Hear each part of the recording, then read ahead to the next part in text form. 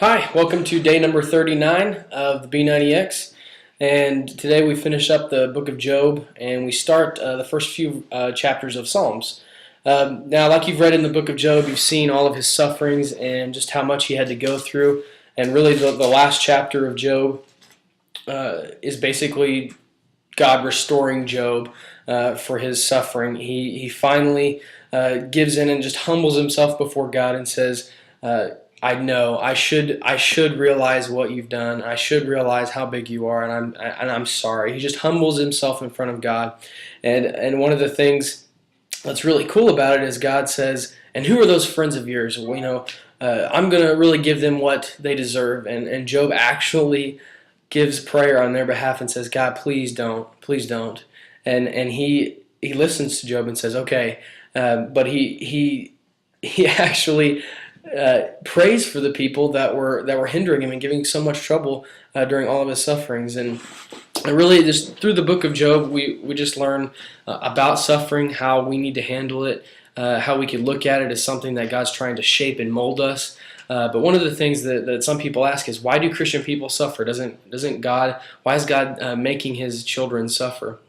And one of the things that we need to realize is good or bad, every person sins and will have trouble throughout their life, not because of their sin, but because life is life. God doesn't give out suffering, but God allows suffering to happen for a reason, to shape and mold us and to help us to become better at what we're at our Christian walk, and just as our witness to show people that in the midst of suffering and in the midst of everything that's going wrong, we will look to Him and we will lean on Him for strength.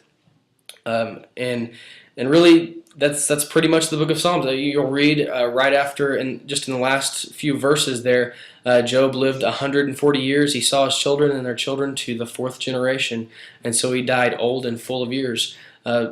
Even though he went through all of that suffering, God finally restored all of his family back to him. His family comes back to him and eats with him at the end of the chapter, and they console him. They show him the love that they should have shown him in the beginning. And it's quite an ending to a great chapter or a great book, the book of Job. You're also going to start Psalms this time around today, and really the thing that I want to share with you today about Psalms is when we have a really good friend, most of the time it's not like, "Hi, how are you doing?" "Fine." And our conversations with that friend don't ever go below a surface level question or a surface level remark, and they're full of cliches and full of sayings and just never ever have any depth to them. Well, in order to have a relationship with somebody that we really truly consider a friend, it takes a lot more than that kind of language and that kind of communication. And really, the book of Psalms, the entire book of Psalms, David wrote most of them, but a few other authors as well.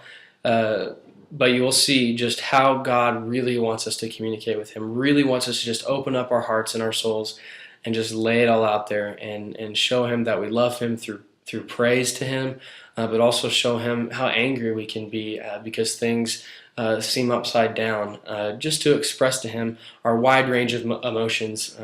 That's what the book of Psalms is there for.